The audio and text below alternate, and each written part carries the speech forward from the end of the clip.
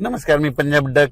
तर शेतकऱ्याला सांगू इच्छितो की 21 जून पासून ते 30 जून त्या दरम्यान राज्यामध्ये पावसाचं वातावरण तयार होणार आहे. बऱ्याच ठिकाणी 21 तारखेला पाऊस सुरू होणार आहे, काही ठिकाणी 22 ला होईल. असं करत 30 तारखेपर्यंत राज्यात वेगवेगळ्या भागात पाऊस पडणार आहे. शेतकऱ्यासाठी हा दिलासादायक पाऊस ठरणार आहे, म्हणून हा अंदाज लक्षात घ्यायचा. म्हणजे सांगायचं झालं तर 21 जून पासून ते 30 जूनच्या दरम्यान राज्यात चांगला पेरणीयोग्य पाऊस पडणार आहे. तो पाऊस सगळीकडे एका दिवसात सगळीकडे जाणार नाही, दररोज वेगवेगळ्या भागात जाणार आहे, म्हणून हा अंदाज सर्व शेतकऱ्यांनी लक्षात द्यायचा.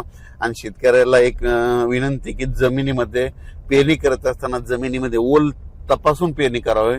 कारण की 4 बोट 6 बोटवर जर तुम्ही पेरणी केली तर ती तुमची पेरणी खराब होऊ शकते. म्हणून पेरणी करत असताना जमिनीतील सगळ्यात महत्वाचा ओल तपासणं.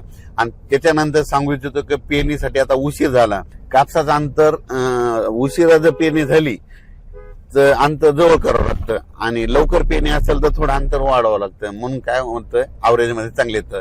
पण कोणतीही पेरणी करत असताना उशिरा झाली तर त्याचं अंतर कमीच करावं लागणार आहे, कारण की उशिरा पेरणी केल्यामुळे वाढ होत नसते, म्हणून हे लक्षात घ्यायचं.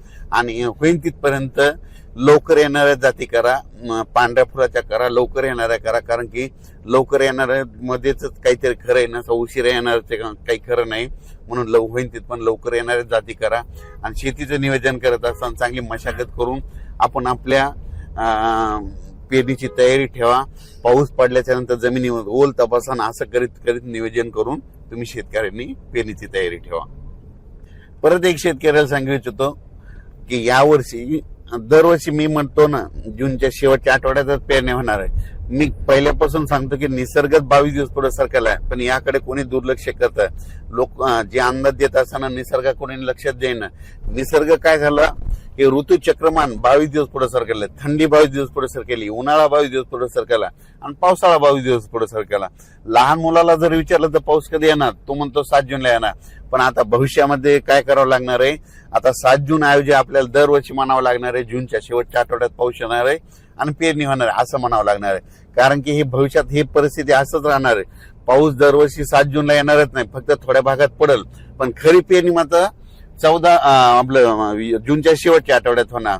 म्हणून आता 2027 बी धरा, 2028 आणि 2029 ला तरी तुम्ही काय करा, वाटल्यास आतापासूनच लक्षात ठेवा पेरणी कधी होणार, तर शेवटच्या आठवड्यातच होणार. आणि यावर्षी तशीच परिस्थिती. मी खूप दिवसापासून सांगत होतो निसर्ग पुढे सरकायला, पण याकडे कोणी दुर्लक्ष करत, सगळेजण दुर्लक्ष करत होते. पण आता खरी वेळ आली. आता बघा तुम्ही, दरवर्षी जूनच्या शेवटच्या आठवड्यात पेरणी होणार आहे, म्हणून हा अंदाज लक्षात.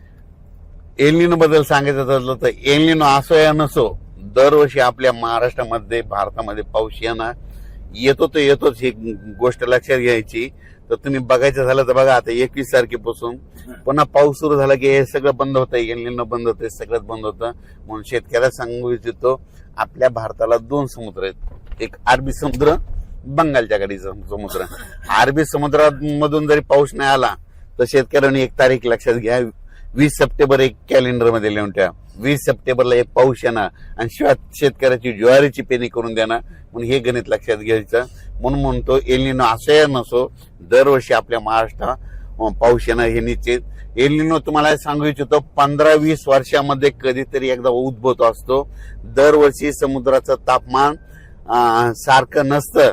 तर तुम्हाला सांगतो, हे जे एवढा 5-7 हजार किलोमीटर इतक्या दूरचा समुद्र आहे, ह्या समुद्रामध्ये तापमानामध्ये खूप तफावत असते. 1-2 किलोमीटर, 10-20 किलोमीटर तापमानामध्ये गरम गार पाणी होत असतं. म्हणून म्हणतो एल-निनो असं येणं दरवर्षी आपल्या महाराष्ट्रात पाऊस येणार हे निश्चित धरायचं. यावर्षी देखील येणार आहे, फक्त जेमतेम पडणार आहे, सरासरी इतका पडणार आहे, पण परत तिथं पाऊस जास्त पडणार आहे, म्हणून हा अंदाज लक्षात घ्यायचा.